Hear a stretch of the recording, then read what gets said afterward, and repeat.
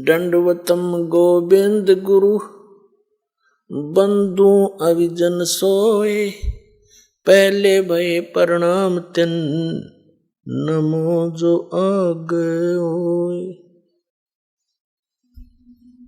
पुण्यात्मा, इस काल भगवान ने पूरे विश्व को वर्णित कर रखा है। यथार्थ आध्यात्मिक ज्ञान किसी भी संत महंत पंथ के पास नहीं है, किसी भी आचार्य शंकराचार्य मंडलेश्वर महर्षि के पास नहीं है। वो यथार्थ ज्ञान तत्व ज्ञान पूर्ण परमात्मा सत्य पुरुष ने स्वयं आकर ही यहाँ पर बताया है। वेदों में उस परमात्मा की महिमा वर्णित है कि वो परमात्मा सतलोक से चलकर आते हैं, एक कवि की भूमिका करते हैं और अच्छी आत्माओं को मिलते हैं। वो सतलोक में रहते हैं, वहां उनका ऐसा ही शरीर है जैसा आपका है, लेकिन उस परमात्मा का वहां शरीर 5 तत्वों से बना हुआ नहीं है। परमेश्वर के एक रोमकूप में करोड़ सूर्य मिला दे, करोड़ चंद्रमा, उनकी रोशनी भी उस परमात्मा के एक रोमकूप की रोशनी से कम पड़े, इतना तेज है। वहां पृथ्वी है, सतलोक एक पृथ्वी है, वो तेजों में उसका भी प्रकाश है, लेकिन सफेद कलर है उसका। वहाँ बाग बगीचे हैं, सफेद वृक्ष से सफेद उनके बहुत सुंदर फल लगते हैं। हर प्रकार के जो फल हैं वो अलग अलग फ्रूट है, सब काजू किस्मत सेब संतरे जो मेवा है। दूधों की नदियाँ सरोवर भरे पड़े हैं, झरने बह रहे हैं।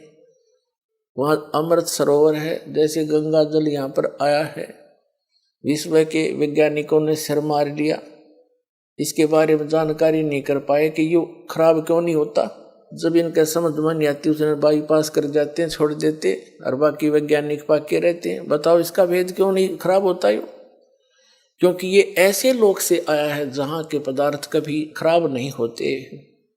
ये सतलोक से आई है गंगा, ये जल। ये एग्जाम्पल दिया परमात्मा ने कि मेरे लोक में बच्चों जहाँ तुम रहा करते ऐसे पदार्थ हैं जो कभी खराब नहीं होते, व्यर्थ नहीं होते। तो वही परमात्मा स्वयं आकर के यहाँ ज्ञान देता है।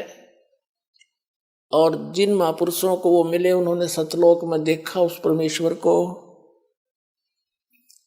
और फिर वापस पृथ्वी पर उनको छोड़ा। परमात्मा ने अपने गवाह बनाने के लिए एविडेंस दिलानी थी उनसे अपने बारे में कि कबीर इज गॉड, वो धानक रूप रहा करतार। तो किन किन को मिले? आदरणीय धर्मदास साहिब जी बांधोगढ़ वाले को, आदरणीय मुल्कदास साहिब जी, आदरणीय नानक साहिब जी को, आदरणीय दादू साहिब जी को, आदरणीय गरीबदास साहिब जी गांव छुरानी जिला जद्दर वाले को, आदरणीय गीसा दास जी गांव खेखड़ा जिला मेरठ उत्तर प्रदेश वाले को। इनको वो परमात्मा सीधे आकर मिले। इन महापुरुषों की तो दास को जानकारी है, इनकी जीवनी से दास को पता चला। और फिर दास पर रजा हुई कि सतलोक कैसा है, वहाँ क्या है।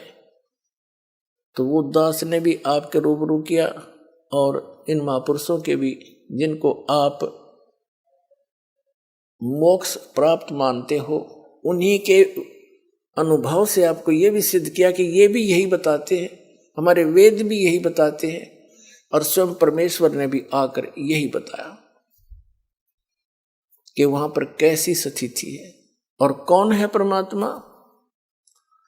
और अभी तक ये जितने भी पंथ हैं, या भी आपने सुना इन नकली पंथों संतों के इतिहास, इनका का पता नहीं, और करोड़ों जीव डुबो दिए, अपना जीवन नाश कराया, लाखों का करोड़ों को मिसगाइड करने का पाप अपने सिर पर रख लेंगे। अब पता नहीं कहाँ प्रेत योनि में घूम रहे हैं। जैसे शिवदयाल जी को, शिवदयाल जी है राधा स्वामी पंथ के सबसे पहले प्रवर्तक। जब मुखिया भूत बन का अपनी शिष्या बुक्की में बोल रहा है, तो बाकियों का क्या होगा? आपने प्रत्यक्ष प्रमाण देखा था। तो क्या कहते हैं, अब ये आत्मा और इस मन के साथ इस काल का संयोग, क्योंकि हम परमात्मा को छोड़कर, अपने पति ने छोड़कर इसके साथ आगे ज्योत निरंजन काल के साथ, अब यो हमारा पति बन गया। नकली, ये हमारा स्वामी बन गया।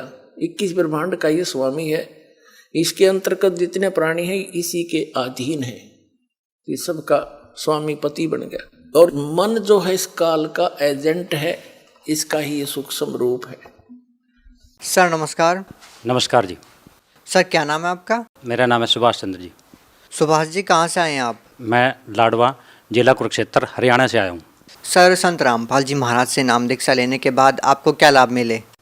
संत रामपाल जी से नाम दीक्षा लेने के बाद मुझे सबसे बड़ा लाभ कि मेरे घर जो था वो एक हिस्सा खुला था और दूसरा पड़ोसियों ने ऊपर मकान बना लिया और उनमें ना बड़ी बड़ी खिड़कियां रख दी मेरी तरफ, और वहाँ पड़ोसी जो थे उनके नौकर वो मेरी तरफ, मेरे घर की तरफ झांकते थे और खड़े होते थे। मैं उनको कुछ कह भी नहीं सकता था।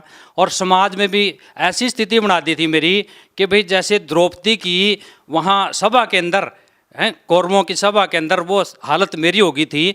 तो इस वजह से मैंने गुरुजी से फिर प्रार्थना की, तो गुरुजी ने भाई कहा भी परमात्मा दया करेंगे। तो उसके बाद परमात्मा की दया से, संत रामपाल जी की दया से मेरा मकान बन गया और उससे मुझे ये लाभ हुआ एक। तो दूसरा लाभ कि भाई मेरी आर्थिक स्थिति जो थी बहुत ख़राब थी, मेरे पास मकान बनाने के लिए पैसे भी नहीं थे। तो उस वजह से वो पड़ोसी भी ये कहते थे इसके पास तो कुछ है ही नहीं। मैं शुरू में थोड़ी सी इंटेल आया था, वो भी पुरानी, तो उसको देखकर उनका दिल बहुत बड़ा हो गया। तो मेरी आर्थिक स्थिति इतनी ख़राब थी, तो परंतु गुरुजी की दया से, परमात्मा की दया से मुझको ये लाभ है, मेरी आर्थिक स्थिति भी ठीक है। किसी का मुझे मकान बनाने के बाद किसी का मुझे कर्जा भी नहीं देना, बिल्कुल एकदम ठीक हूँ। ठीक है जी। दूसरा एक और लाभ मुझे कि मुझे शरीर में थोड़ी प्रॉब्लम थी, दिक्कत थी। क्या थी? एक तो मेरे कान में बहुत रात होती थी, तो वो जो रात थी वो नामदान लेने के बाद उसमें सही हो गया एकदम, कोई दिक्कत नहीं आई अब मुझे। और शारीरिक रूप से भी फिट हूँ, कभी कोई दिक्कत नहीं आती। अभी थोड़े दिन पहले बुखार जरूर हुआ था, वो भी 4-5 साल बाद जब से नाम लिया मैंने, उसके बाद कोई बीमारी नहीं मेरे पास आई। और यदि वो बीमारी आई भी तो वो भी गुरुजी ने उनकी दया से छूमंतर होगी। जी बहुत बहुत धन्यवाद। धन्यवाद।